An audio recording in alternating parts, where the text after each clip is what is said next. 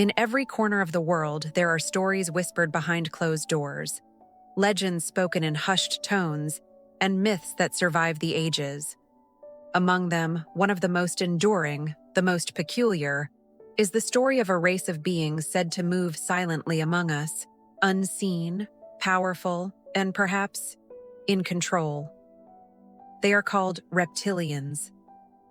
From ancient Babylon to modern cities bathed in neon light, humans have imagined creatures that blend human cunning with reptilian cold-bloodedness. Some say these creatures are the architects of our destiny, pulling strings from behind the scenes. Others dismiss such ideas as nothing more than fantasy, an elaborate reflection of our fears and our imagination. But the fascination endures. Why do humans project control, deceit, and cold calculation onto a creature that is half reptile, half human? What does this myth reveal about the deepest corners of our psyche? The parts that fear being watched, manipulated, and governed by forces we cannot see? This isn't just a story of aliens or hidden rulers. It's a journey into myth, culture, psychology, and the thin line between fact and fantasy. Long before the modern term reptilian existed, civilizations across the world revered, feared, and mythologized reptilian creatures. In Sumer, over 6,000 years ago, there were stories of the Anunnaki, powerful deities descending from the heavens to guide humanity. Though described as gods, some modern interpretations recast them as reptilian figures, a bridge between ancient myth and extraterrestrial imagination. In Egypt, Sobek, the crocodile-headed god, embodied power, fertility, and protection, a reminder that reptilian imagery often conveyed strength, not just malevolence. Across Mesoamerica, the Maya spoke of Kukulkan, the feathered serpent, a deity descending from the skies to impart wisdom. Even in the Bible, the serpent in Eden is a symbol of forbidden knowledge, cunning, and temptation. Reptiles throughout human history have represented both creation and destruction, guardians and deceivers, wise and dangerous. It is perhaps no coincidence that our modern reptilian myth draws upon this rich symbolism, projecting our own fears and societal anxieties onto an imagined ancient form. The modern concept of reptilians, as shape-shifting beings controlling humanity, really took hold in the late 20th century.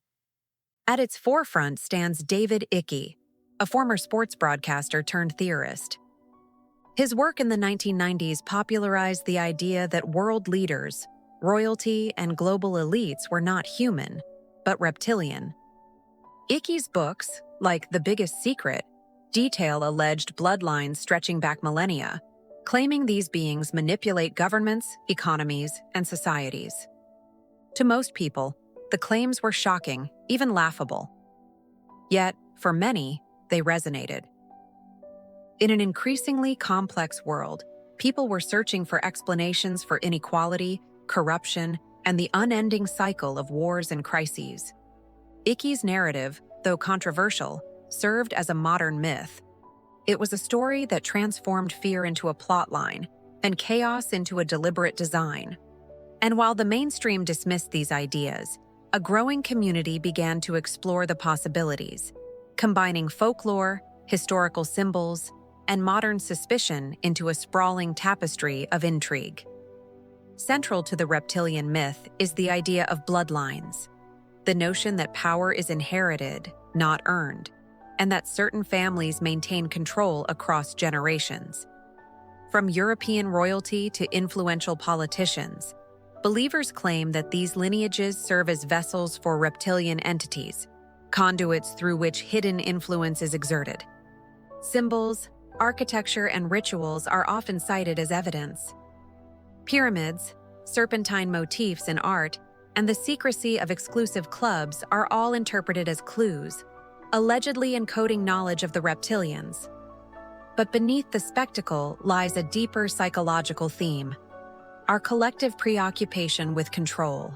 If the world is run by forces we cannot see, it becomes easier to explain randomness, inequality, and failure. The reptilian myth is, in many ways, a narrative about human fear, the fear that we are never truly in charge of our own destiny. In the modern era, conspiracy thrives where mistrust flourishes.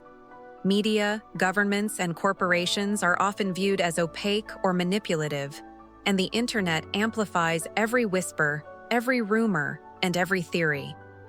Reptilian myths have found fertile ground online. From videos claiming to show secret signals in political speeches, to forums speculating on shape-shifting elites, the narrative spreads. Whether it's true or false, it captivates, because it gives shape to the invisible, structure to the inexplicable, and villains to the abstract forces of society. Psychologists suggest that such myths reflect our natural cognitive biases, the need to see patterns where none exist, the tendency to assign agency to events beyond our control, and the desire to personify abstract fears into a tangible enemy. In this context, reptilians are less about literal creatures, and more about our need to understand power, influence, and inequality in a world that often feels out of control. So why do people believe in reptilians? It's not just curiosity. It is a combination of cognitive patterns and emotional resonance. Humans are wired to detect threats. We seek explanations for disasters, crises, and unexplained events. A hidden, malevolent intelligence, even if it's fictional, provides clarity and a sense of narrative satisfaction. It's easier to imagine a world ruled by cold-blooded, calculating entities than to accept randomness and human fallibility. Reptilian myths also satisfy a desire for the extraordinary.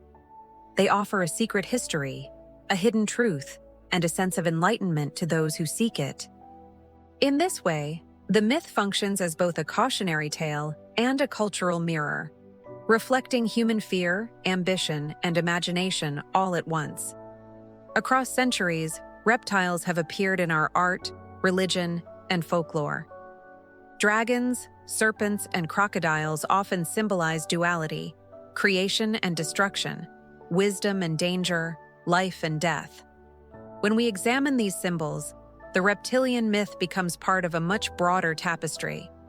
We see serpents as guardians of ancient knowledge, dragons as metaphors for power and greed, and hybrid beings as warnings against arrogance and hubris.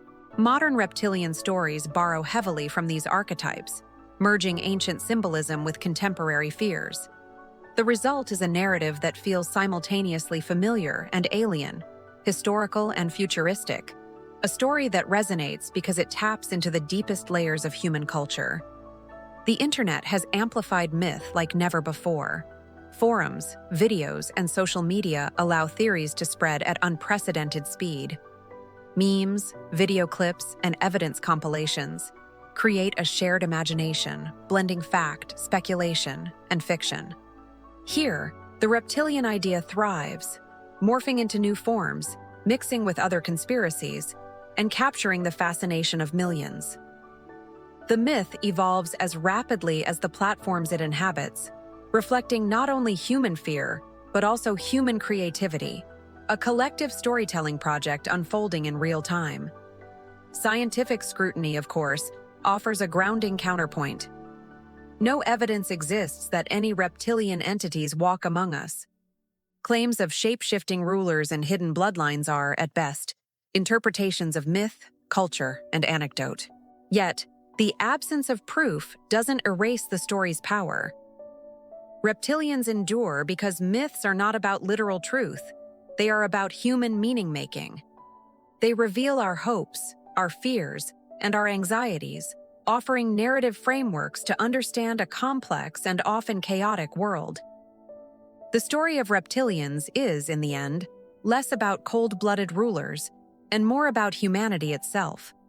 It is a tale of our fear of the unknown, our desire for control, our fascination with hidden power, and the eternal struggle to separate fact from fiction. Legends endure because they speak to something inside us, a psychological truth rather than a historical one. They remind us that while monsters may not walk among us, our fears, our ambitions, and our imagination certainly do.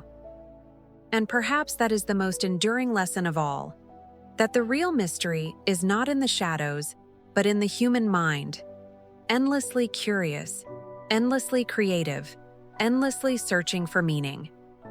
In the stories we tell, in the myths we imagine, we find ourselves staring back from the shadows, wondering, who truly rules this world? Perhaps the answer is not reptilian. Perhaps the answer is profoundly human. Thanks for watching.